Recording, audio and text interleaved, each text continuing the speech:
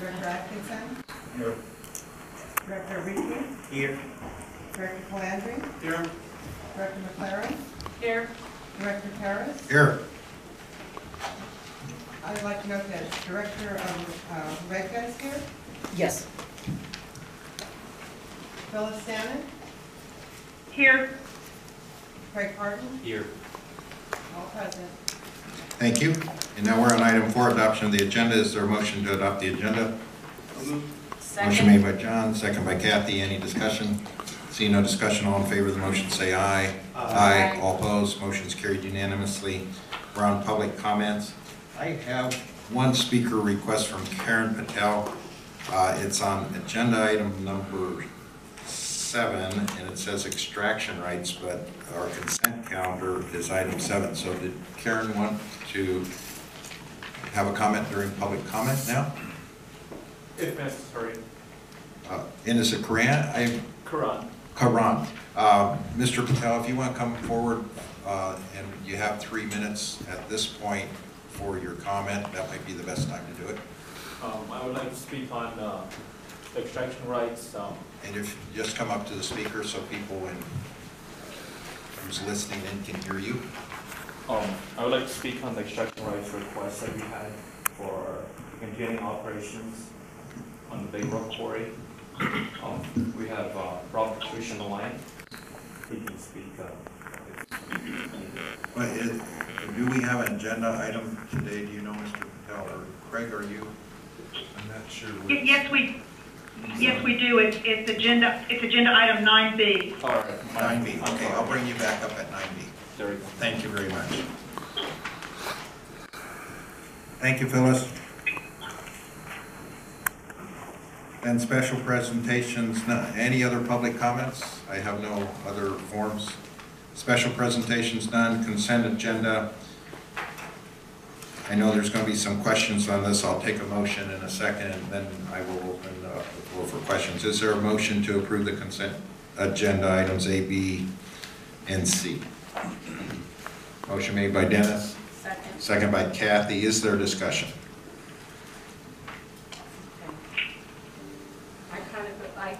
I've got my answer. I was questioning the pending invoices and litigation with Robert Brumfield. Yes. If you could explain that just a little bit. Yeah, Robert Brumfield represents approximately 5 of the small pumper class members who are pumping outside the terms of the judgment. Their names are on the list on the board packet.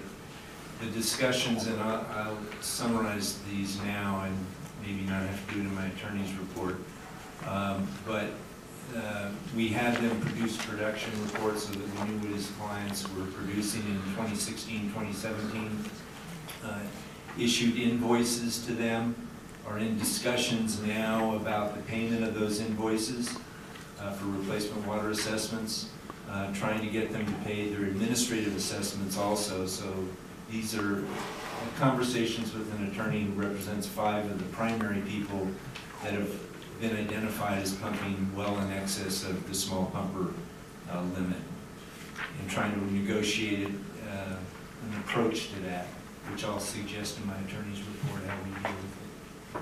Oh, very good, Craig. Thank you. Further discussion on the consent agenda? See no further discussion. We have a motion. It's been second. All in favor of the motion to approve the consent agenda items A, B, C, say aye. Aye. All opposed. Motion's carried unanimously. We're on advisory committee report. Dennis. Good morning. Dennis Lamoureux with the advisory committee. We did meet last week and discuss the action items. The only thing that a question was raised on is maybe get some more information on the determination of no material injury for the shift of pumping for granite from Little Rock to Big Rock Creek. Other than that, we had no other comments. Any questions? No questions, and I think we can answer that question when we get to that portion of the agenda. Thank you. Thank you, Dennis. Any other questions? We're on action items. Item A, well application, small pumper qualifying and monitoring wells. Consideration possible action on resolution number R1904, small pumper qualifying well applications. And is this the Phyllis show now, or can we just go ahead? It's the staff show. I can take this. Thank you. Yeah. Go ahead. Good morning. Page 36 of your agenda packet is resolution number R-19-04, which is our typical resolution that we use for qualifying of small pumpers. And then attached to that on page 37 is a table that shows 5 parcels that were requested, or 5 domestic wells that we're recommending to qualify as small pumpers. And all of the backup for each of those is included in the packet, as well as on page 33, a summary of small pumpers that have been qualified.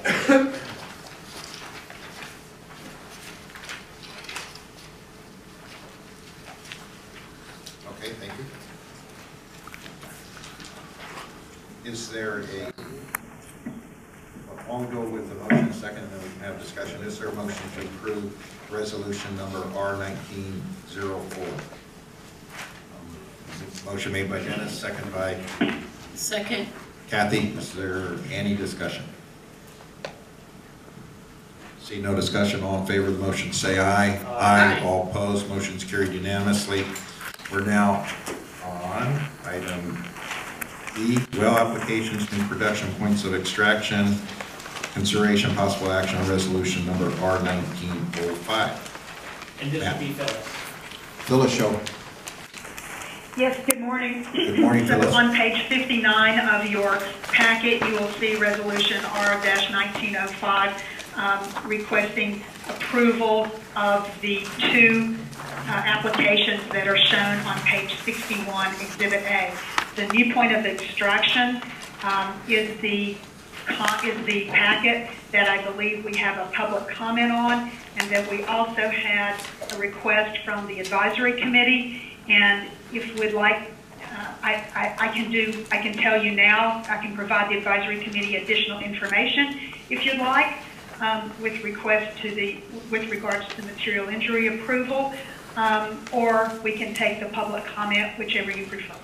Phyllis, why don't we take the public comment and then you can answer everything at the same time? That might be more efficient. Sounds great. Thank you. Great, thanks. And Mr. Patel, we're now ready for public comment. And did you have somebody else you wanted to bring with you, or you want? We have Robert Cush on the line. Okay, so Mr. Patel, why don't you come forward and to the speaker, and then we will have Mr. Cush provide the public comment. And Mr. Cush, are you there? I am on the phone. Can you hear me? Yes, we hear you very well. Thank you. And what comment did you want to make on this item, if any, or did you want to hear what action we were taking first? I think we propose to hear what action you're taking. Really, we came to answer any questions that the board might have. We view, I think, correct with Todd Engineering's analysis that there's no material injury in the transfer, but we wanted to be available for comment should the board have any questions. Okay, great. That'll be fine. Mr. Patel, if you want, you can take your seat, and if we need Mr. Cush, we will let him speak. Fair enough. Thank you. Okay, great. Okay, Phyllis, I think you can go on at this point. Okay, that sounds great. Thank you. So the issue that we have in front of us is whether or not we can move 117 acre-feet a year from the Little Rock Aggregate Surface Mining Facility over to the Big Rock Aggregate Surface Mining Facility. The way that we approach the material injury analysis is that we look for any potential negative impacts from a physical standpoint as required by the material injury analysis in the judgment. And in doing that, we are looking at the additional 117 acre-feet a year production at that location. In general, we find that there's no material injury analysis, and some of the salient points are as follows. This location is more than 2.5 miles from any existing well. The well is being drilled down to about 700 feet with a screen of 300 to 700 feet. That's about the limits of the aquifer materials beneath this site, so that seems very appropriate to us. The current well that's there will continue to provide additional dust control and other local irrigation requirements, and it will be pumped at a very small rate. So this new well that will pump the existing rights that are already at the Big Rock facility, plus this additional 117 acre-feet, which is the new point of extraction for that production right. And again, because we are more than 2.5 miles away from any additional wells, there should be no impact there. We did a simple analytical well calculation using a reasonable transmissivity of the aquifer system, and we find that the way that this well will be operated at the facility will not have any impact at all on any of the surrounding wells. In addition, we also would just point out that this is an area along Big Rock Creek where there's a significant amount of recharge coming into the basin. So because of that, I just did a little extra looking at the details regarding the facility, and they have excellent mitigation measures. They are limiting the excavation based on the historic groundwater high, so groundwater will not be exposed in the area. In addition, they are going to reroute surface waters around the facility. This is to help their operations from flooding, but it's also good for the basin in that we continue to receive the recharge from the Big Rock Creek area. So there are a lot of other details that perhaps would be taking up too much time, but I feel comfortable at this point that the move of 117 acre-feet a year from Little Rock to Big Rock would not cause any material injury in the basin, and in fact would probably be better for the basin being pumped at Big Rock rather than at Little Rock. I'd be glad to answer any questions anybody might have. I had one question, Phyllis, from AVEC and probably state water contractors.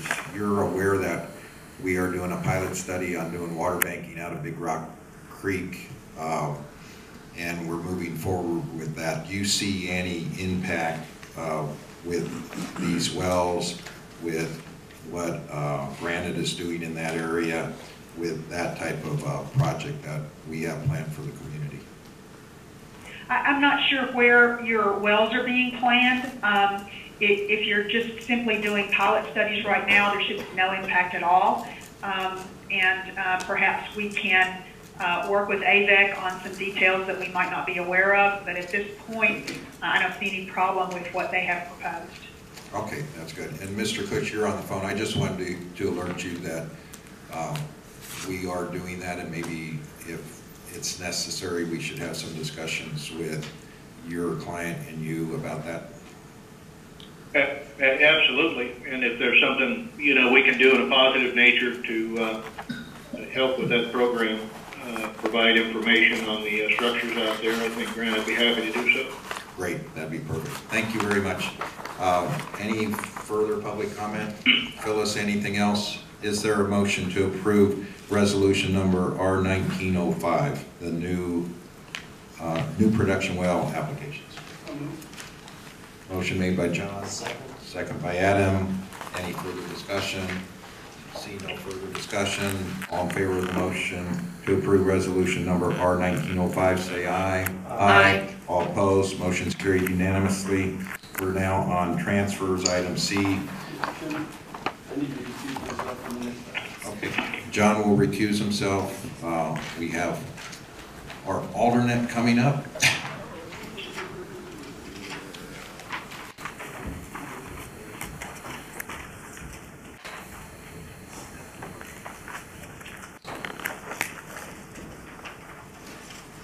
The minutes reflect that the alternate took her seat during the discussion of item C, the transfers. And Phyllis, are you handling this? Yes, I am. And on page 83 of your packet, you'll find resolution R1906, which is the motion to approve the one transfer. And we have I'm sorry, I'm getting a lot of feedback. Yeah, I Maybe am. that's on the phone, if somebody could mute. Yeah, I am too. There's a lot of background noise on the phone. We need you to mute, please. Let me see if I can. Okay. Okay, I'm gonna just continue on. Then on page Wait, 84 is the one Phyllis. transfer summary that you can see. Phyllis, hang on for 1 second. I think we can mute them from here. Can we just put Phyllis on and mute everyone else? That's not good. Okay.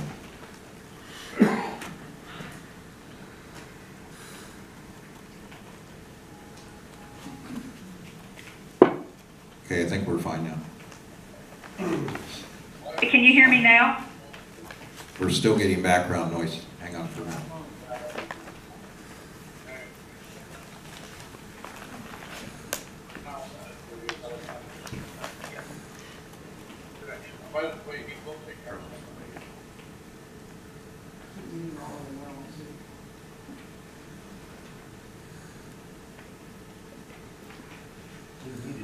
Can you hear now, Phyllis? Phyllis, can you hear us?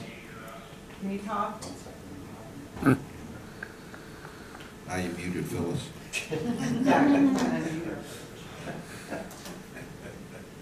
No, that's On page 84 is the summary of the parcels and the details from the transfer that we are recommending approval today. It involves a sort of three-way transfer here, whereby County Sanitation District had leased some production right to Calandry Farms, and in that letter of that lease agreement, there is the opportunity to transfer water of the production right to Palm Ranch Irrigation District, which is allowed again in the lease and makes sense to us with respect to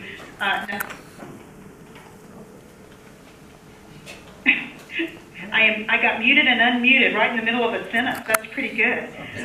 Okay, at any rate, we will be glad to answer any questions. We thought it's a little tricky in terms of the lease agreement, but we went through it carefully and we feel comfortable with it. And so we're recommending approval. Okay. Thank you. No public comment? Okay, is there a motion to approve resolution number R1906? Motion made by Dennis. Second. Second by Adam. Can I comment before you vote on that? Sure. There's some concern that we be able to retain the right to review and approve any production reports related to this transaction. So I'd like your approval to be subject to that review and approval of the production reports relating to this project. Just the minutes reflect that we need to get that tightened up. Doesn't that go without saying, like any other production? Yeah, I just like it to be in the minutes that we're doing this, we're approving it subject to the condition that the production reports are reviewed and approved by the watermaster. Yeah. So there's a motion to approve number R1906. The minutes will reflect a discussion with Craig that Phyllis and maybe you will need to review the production rights. Right. Okay. Okay, any further discussion? Seeing no further discussion, all in favor of the motion to approve resolution number R1906, say aye. Aye. All opposed, motion's carried unanimously. And now I want to go get John.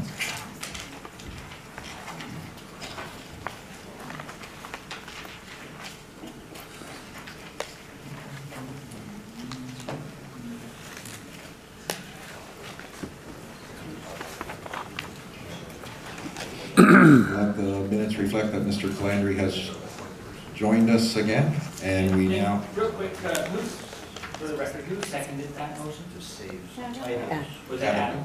Yeah. Okay, thank you.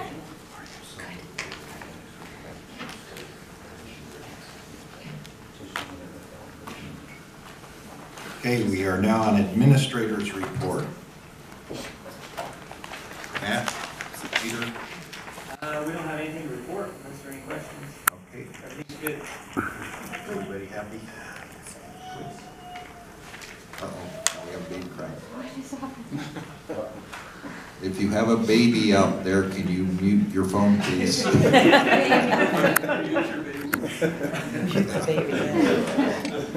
rephrase that. Doesn't happen. I said mute your Concerned phone. about board. John said mute your baby.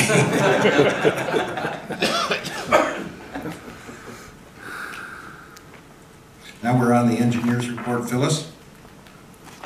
Oh, can you hear me? Yes, we can. Hello. Okay, great, thank you. No I babies don't have there, a baby, Phyllis? but I did get muted because of that, so here we go. So thank you. I have just 2 items today. Staff has put together a very nice meter compliance update for you, beginning on page 94 and continuing several pages in your packet. In brief, you recall that at the last meeting, you approved that a series of letters be sent to those parties who were not yet in full compliance with the meter program, the well meter program, and those series of letters certainly did their job, and we were flooded with a series of calls and emails.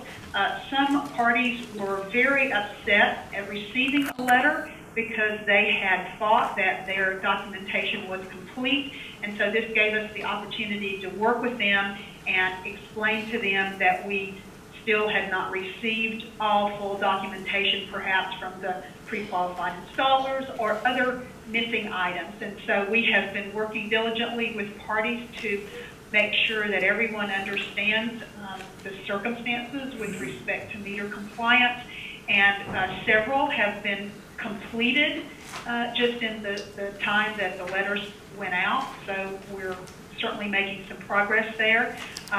We're still pretty far away from full compliance, as you can see from sort of the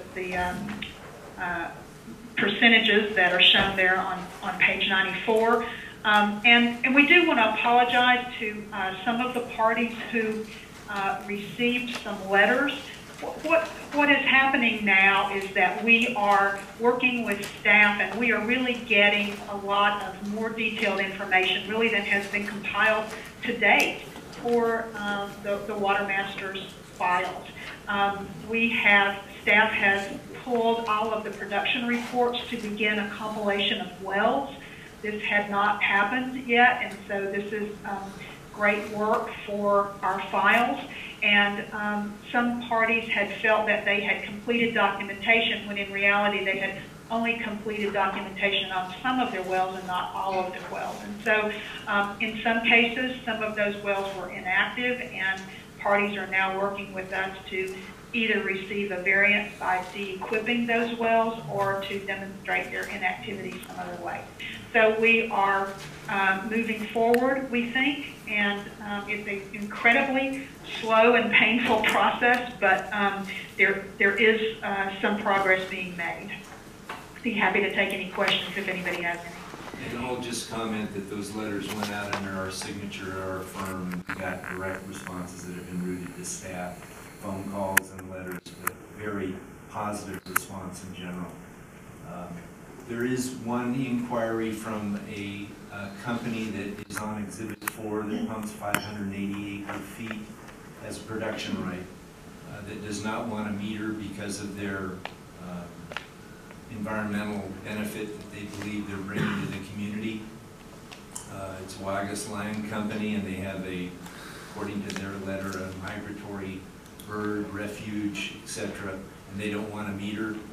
My recommendation to them is to bring that request for a variance or a waiver to the advisory committee, get comments on it, and bring it to the board. So that's my approach to them. It's not for me to grant variances or waivers of requirements of the judgment. So we may be hearing from them in the next month. What kind of environmental issue they have? I can give you the letter, but I'll just read the pertinent part of it. Is that they say they're a relatively small producer, and they provide wetlands for migratory birds. Okay, how is the meter going to impact that? That's what I'm trying to understand. I can't tell you other than they're not a very according to them, the cost of a meter would put them out of business.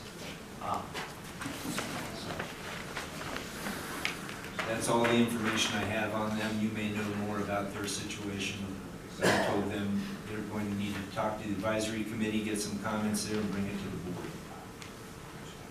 We have a public comment? John, you just get Antelope Valley Water Purveyors.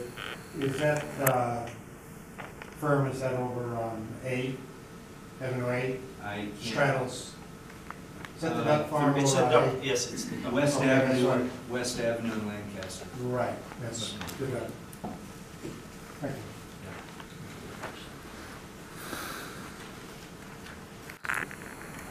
Okay, any more discussion on the meter compliance update? Does anyone know the percentage completed roughly? Is it 50% of the meters were? Oh, that is something? Yeah, there's a table, there's It's three tables. page 94. Got it. Fill us on the possible number of wells, 278. How close are we to that, do you think?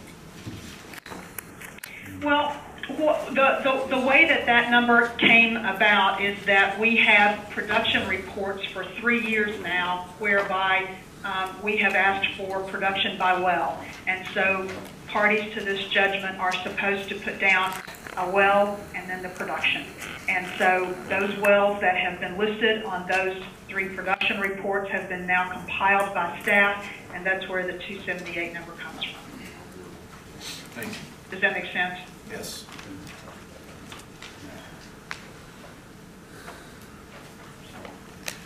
And that's pretty, I'll just say this, that number is pretty close to the number of wells that we had received from the trial phase 4 experts. They provided us with some shape files, and we have wells associated with those shape files.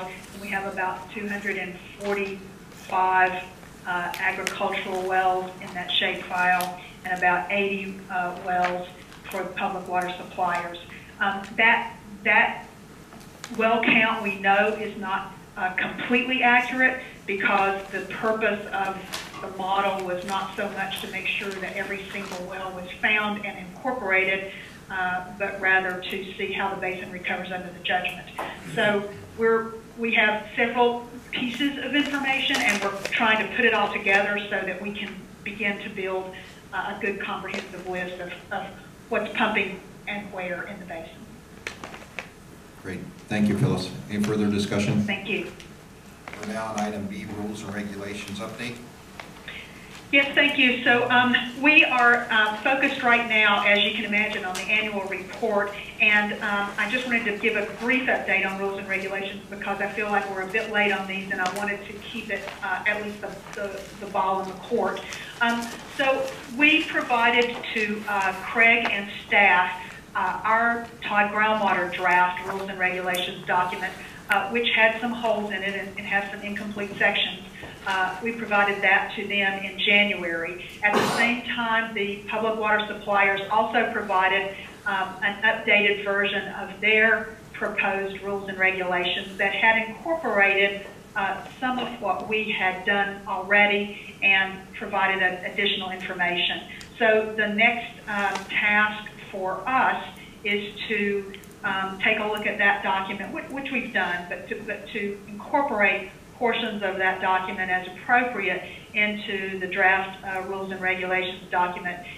In particular, we found that there were some helpful items in terms of new definitions, for example, that was nice to bring into the rules and regulations. So we will be working on that with most of that effort occurring as soon as we get the annual report information together in the next few months.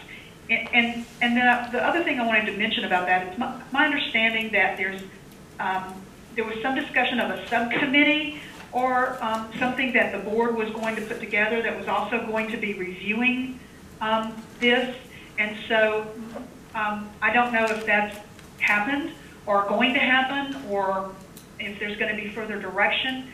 And until I hear otherwise, I will work on the document in concert with staff and Watermaster Council, and then if there's a group that's being put together that would be a precursor review before the advisory committee, then I guess that's the way that might work. Does that make sense?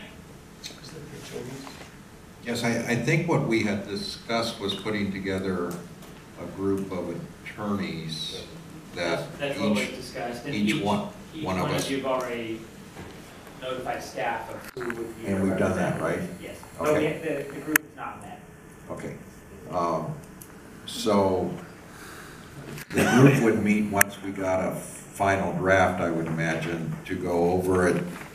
Yeah, the process that we talked about before was that Phyllis would do her integration of public water suppliers' comments into her rules and regs draft, route that to me. I would look it over, make what I consider to be comments on the document, and then route it to this subcommittee of attorneys for review comment before it went to the advisory committee, and then back to the board. And then to the board. And then by then we should have all the input. Right. Phyllis, is there a timeline that you may have after, I know the yearly report takes priority, but can you give us an idea of when you think you can have your part to Craig, and then we can get the attorney committee scheduled and try to expedite as soon as you're able to? Yes, I think that the first integration probably could occur in the next month and a half to 2 months. Okay. And then Craig does have a draft for everything that we've done to date now. There will probably need to be another iteration even after incorporation of some of the public water suppliers' comments. So we may need to go back and forth a bit. And so this is just going to have to evolve over the next few months. I don't have a specific schedule to provide to you, but I can look at that and we can provide that next time if you'd like. Okay, that would be great. And I think what we'll do is keep the rules and regulations update a permanent item on the agenda. Would that be okay for the board? And then we'll just keep moving along. Is there any administrative support or anything you think you need from us, or anything else we can do to assist? Well, I'll just say that one of the things that I was hoping that the attorneys group might be willing to provide, because my understanding is that they have folks that can do this very well, is to go through and number paragraphs and make it such that it's a little bit more of a legal looking document. At this point, as you recall, I have developed, sort of a memo at a time, and that has, I think that was the appropriate way to go, because it allowed us to move forward on things that had immediate deadlines, but it also was incredibly awkward, cumbersome, 6 and 7 drafts, as you might recall. Right, I remember. A little bit of a process. And so at this point, I think most of the remaining rules and regulations are, while important, don't have immediate deadlines. Having said that, one of the things that I've been keeping is a running total. Every time somebody says something about, well, what about this iteration, or how about something that we haven't thought about in this way, I've been trying to kind of keep a list. I believe that the rules and regulations will be at some level a living document as we all go forward with this, and as a result of that, I see no reason not to begin to have a draft document available, even if it still has some incomplete sections and some holes. And so maybe we will work in that realm. But I'll work with staff to figure out what makes sense, and work with Craig to figure out what makes sense, and we will develop a timeline and a process and come back to the board with that next month. Phyllis, that'd be great. I should appreciate it. Thank you for your report. Anything else? I have one. That's everything. I was going to ask, what is the most appropriate point in the process? This group of attorneys should look at these rules and regulations. Is it after you do it, or you think it's before? I thought I would like to take a run through it. I'll be as efficient as possible to do that before it goes to the attorneys committee and get their input. Yeah, the only reason I'm saying this is we should use them to I agree. Extent possible. Right. That's why they're formed. All right. I'd like to point out that one of the things that's happened is that Craig has done a tremendous amount of water regulations. Part of the reason that I haven't produced this yet is because such good work is being done, and I think that the rules and regs on the small pumper, for example, should incorporate Craig's work, and the issue of parcel straddling the boundary needs to be incorporated. And so it just makes sense to me that working with Craig first is the right way to go forward, and then bring that to the subcommittee after that. Thank you. Great. Thanks, Phyllis. And we have a public comment? Hey, Mr. Chair, can I ask Phyllis a question? Yes, and just state name for the... Yeah. Hi, Phyllis. This is Keith Lemieux. Hi, Keith. Hi. I thought I heard you earlier say you were looking for the lawyer group to give you a draft with improved numbering. Is that what I heard? No, not now.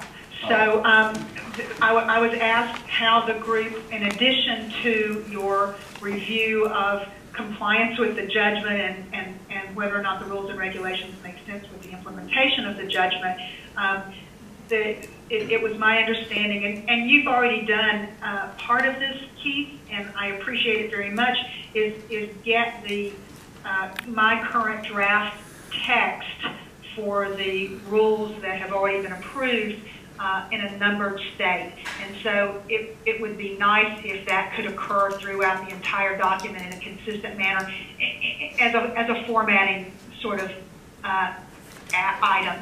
But after I get the draft through Craig and then to the committee. Okay, so you don't need that now. That's correct. Okay, thank you. Thanks, Keith. Thank you.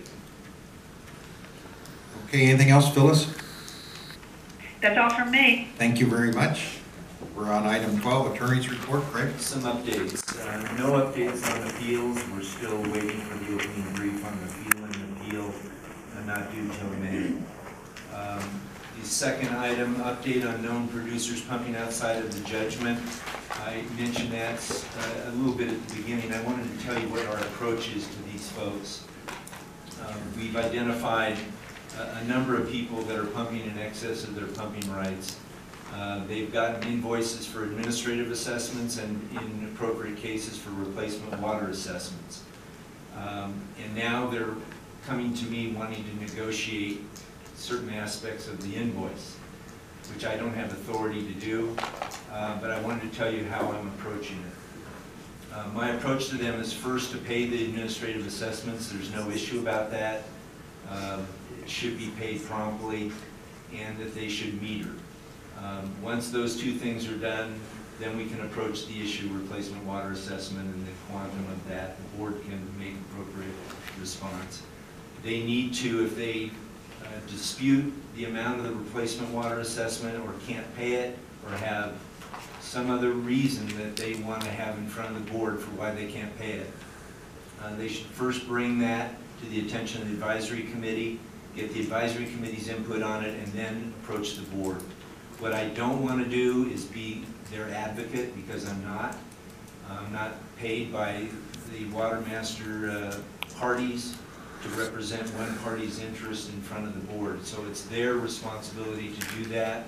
I made that clear to them and will continue to make it clear to them. Then they can get a decision from the board, yes or no, on a waiver or partial waiver of replacement water assessments that have been imposed, and can then appeal that decision by a motion to the court if they so choose. That's been the approach to those who are pumping outside the judgment, and I just wanted this board to understand how that's being approached. Craig, would this board even have the authority to make a decision like that? Wouldn't that have to go straight to the court? I mean, I think you have discretion to consider different items when it comes to consideration of assessments. I'll inform you as to what your discretion is. I think it's limited, but I think you have some level of discretion.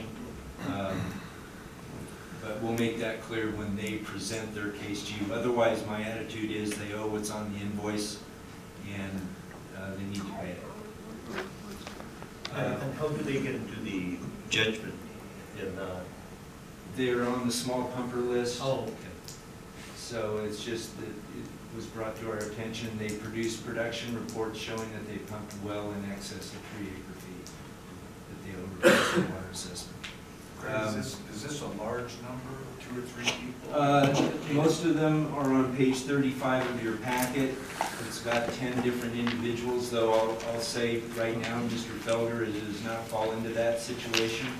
He owes no replacement water assessment. He did not pump in 2016, 2017. He's on the small pumper list. In fact, his argument is he should never have been a small pumper, and is going to apparently approach the court on that issue. But the other names we've dealt with directly. Mr. Brumfield, when the question was my time spent last month dealing with him, he represents Mr. Derrick, Mr. Olin, Mr. Ritter, the Tapia brothers, and the Zamalzas. So we've been in discussions with that council. So it's not a huge group, but again, these names came up to us through references of other parties in the judgment. I can't say it's comprehensive. I'm sure it isn't comprehensive.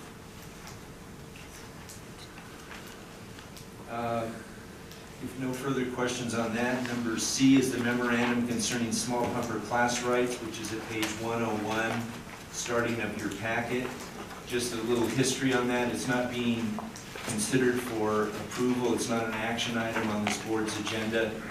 It really arose because of the Long Valley question some months ago. You recall Long Valley has 5 parcels, 2 wells on 1 parcel, the other 4 are unimproved.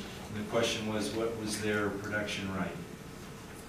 And there's various ways we could go about doing that. This memo has really been circulated to the advisory committee for comment and to the public for comments on what we might have wrong in this. I've received some comments, spent substantial time this morning with Mr. Wood going over the memo. I won't speak for him, but I think he's generally comfortable with where the memo goes. There were a couple of things that we talked about. He gave me some of his comments and feedback in writing that we'll consider. But really, the memo is designed to be guidance for staff in dealing with the iterations of small pumper issues that come up, so they don't have to rely on my independent counsel every time one of these questions comes up. Somebody has a well, somebody has a house, somebody doesn't have a house or a well, they have multiple parcels. How does Watermaster General Counsel approach those so that they can begin to see a template for how to approach those issues without having to involve me in every time with every single situation? So that's the reason for the memo, and it's really presented now to continue to get public input. As noted, it's been to the advisory committee, but haven't gotten substantial comments. That doesn't mean people don't have issues with it. I would like to know if we're missing something, misstating something, wrong, and then I would suggest we do with it as we did with the basin boundary memo last month, that it be part of a resolution next month to be approved or accepted by the board, and then incorporated as appropriate in the rules and regulations. So it's an item of information now, but I really welcome comments, criticisms, thoughts about it from anybody, the board and the public. And this has been to the advisory committee, or is going? It has. It has. And the advisory committee's happy? Gee, I'm going to get a happy?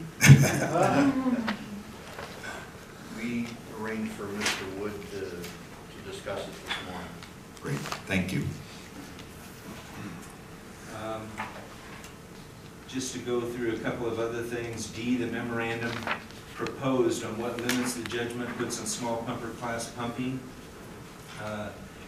Every board meeting when you approve small pumper qualifying, inevitably all of you look over here and say, are we in a danger area of blowing the top off the native safe yield for the small pumper class pumping? And I'd like to give a summary memo to you and to the advisory committee and start this discussion about when do we know we're in a problem area? Do we have the right interpretive grid? What are the different ways of looking at limits on small pumpers? And I want to start that discussion next month. but I want to get something to the advisory committee this next month to discuss.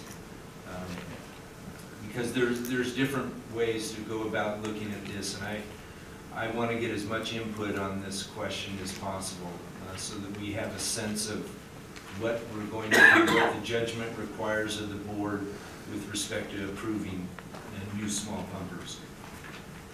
So that'll be for next month. E, the status of storage agreement. This has gone through the advisory committee. We got comments only from Stan Powell and Robert Cush on the storage agreements. They made comments as of late last year. They were routed to me and to Matt and to the Watermaster staff in late February of this year. And they welcomed comments. I'm not aware of any further comments that have come up on the storage agreement. It's not an action item. I don't know what further comments anyone wants to make on the storage agreement and its attached Exhibit C. But it's time to get this teed up. If anybody has disagreements, comments on that document, it's been routed to the advisory committee and we want that to go forward. We're going to approve that as a resolution, is that the plan? We're going to present it next month in April, again to the advisory committee, and then on the Watermaster board agenda for consideration. Okay. Just to let people know, that document is out there. We welcome comments and haven't received any substantial comments as of yet. F, the update on Rosamond and Desert Breeze. There is no update. That, just to remind you, is the issue of whether Desert Breeze can transfer some of its production right to Rosamond to take over their domestic water supply. We're waiting for further comment and communication from Rosamond on that.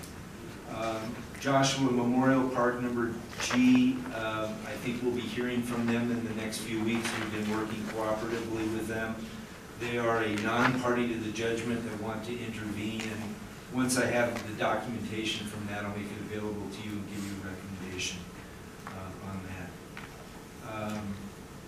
I think that's all the items of update that I had, and I mentioned the metering question with Wagas Land Company, which will probably be teed up in the next month to you. That's all my items of update. Thank you, Craig. Any discussion? Craig, on your memo about the small pumpers. Yeah. On page 33 of our, there's still some confusion there. Yeah. Can you make sure that those numbers are? Yeah, and that's going to be discussed in the memo. Yeah, I prefer you wait for the memo before we have the full discussion about how my judgment looks at the end of the class of small pumpers. I had one question on the people that didn't want to put a meter on because of the wetlands. Yes. Is that a hunting club or is that strictly a wetlands? My understanding is it's a hunting club. And I'll make that letter available to the board. It was sent to me and it should be a public document. Does anyone know the size of the meter they can? Okay, thank you for coming, everybody. Meeting's adjourned.